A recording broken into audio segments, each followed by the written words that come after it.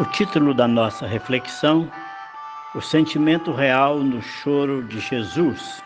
João 11:35. Jesus chorou. A enciclopédia define o choro como um pranto, choro em excesso, ou ato de chorar ou lacrimejar. É um efeito fisiológico dos seres humanos que consiste na produção em grande quantidade de lágrima aos olhos, geralmente quando estão em estado emocional alterado, como em casos de medo, tristeza, depressão, saudade, dor, alegria exagerada, raiva e aflição. A Bíblia no Novo Testamento nos dá 3 indicativos do choro de Jesus em ocasiões e razões diferentes. Aí você poderia perguntar, mas ele não era divino humano ou humano divino, por que chorou? Basta observar as ocasiões e circunstâncias em que cada ocasião as lágrimas do Mestre foram derramadas.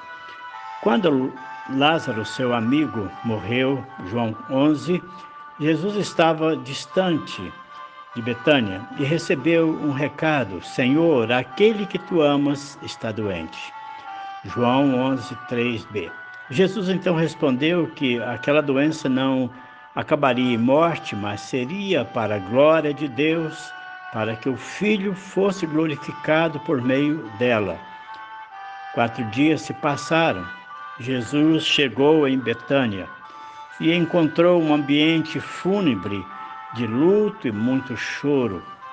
Ouve as ponderações de Marta, Maria, dá instruções sobre a ressurreição e a vida e depois pergunta: onde puseram o corpo?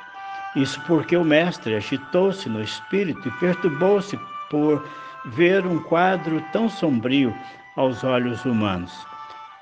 Falaram então a Jesus: vem e vê, Senhor.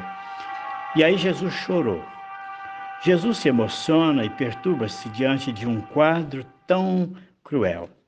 A crueldade da morte em face do pecado que limitou a vida física do ser humano. Também as consequências dessa morte em face ao vírus cruel do pecado que contaminou o ser humano por meio de Adão.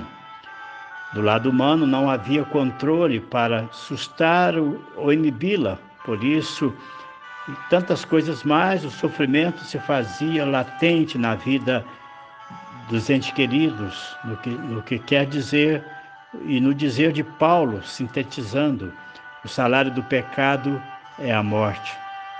Jesus, do lado humano, sente profundamente o quanto o ser humano sofre em face a esse pecado e as consequências dele. Chora junto, alia-se a esse sentimento que também fez o apóstolo Paulo perguntar na sua carta aos Coríntios, primeira carta, no capítulo 15, versos 55, onde está a morte, a sua vitória? Onde está a morte, o seu aguilhão? Jesus é glorificado, ressuscita Lázaro, graças a Deus que nos dá a vitória por meio de nosso Senhor Jesus Cristo. Outro momento também que Jesus chorou foi na entrada triunfal sobre Jerusalém. Estava montado em um jumentinho, Lucas 19, 28-44. O povo gritava saudações: bendito é o Rei que vem em nome do Senhor. Paz no céu e glória nas alturas. Nesse coral de vozes havia pessoas que foram curadas, abençoadas por Jesus e por todos os milagres que havia feito ali junto deles e eles haviam visto. Fariseus exigiam de Jesus: mestre, repreende os seus discípulos. Jesus disse: se eles se calarem, as pedras clamarão. Ao entrar na cidade, Jesus chorou sobre ela, verso 41, e disse: se você compreendesse nesse dia, sim, você também, o que traz a paz, mas agora isso está oculto aos seus olhos. Virão dias em que os seus inimigos construirão trincheiras contra você, a rodearão e a cercarão de todos os lados, também a lançarão por terra. Você e seus filhos não deixarão pedra sobre pedra, porque você não reconheceu a oportunidade que Deus lhe concedeu. Ainda no lamento profético de Jesus sobre a cidade, narrado por Lucas 13:34, Jerusalém, Jerusalém, você que mata os profetas e apedreja os que lhes são enviados. Quantas vezes eu quis reunir os seus filhos, como a galinha reúne os seus pintinhos debaixo de suas asas, mas vocês não quiseram. Eis que a casa de vocês ficará deserta. Eu lhes digo que vocês não me verão mais até que digam bendito o que vem em nome do Senhor. Choro, rejeição das pessoas, violência contra os profetas, rebeldia contra o Criador, cegueira espiritual. Quantas oportunidades de salvação! Jesus mesmo diz, mas tu não quiseste ser feliz. Outro momento descrito no livro de Hebreus 5:7, que Jesus derrama lágrimas, e assim diz o texto, durante os seus dias de vida na terra. Jesus ofereceu orações e súplicas em alta voz e com lágrimas àquele que o podia salvar da morte, sendo ouvido por causa de sua reverente submissão. Em sua autoridade soberana, Deus Pai podia ter salvado seu filho da agonia da cruz. Entretanto, o sofrimento e a morte de Jesus faziam parte do plano do Pai para propiciar salvação aos perdidos. Deus estava com ele em seu sofrimento e morte e lhe restaurou a vida.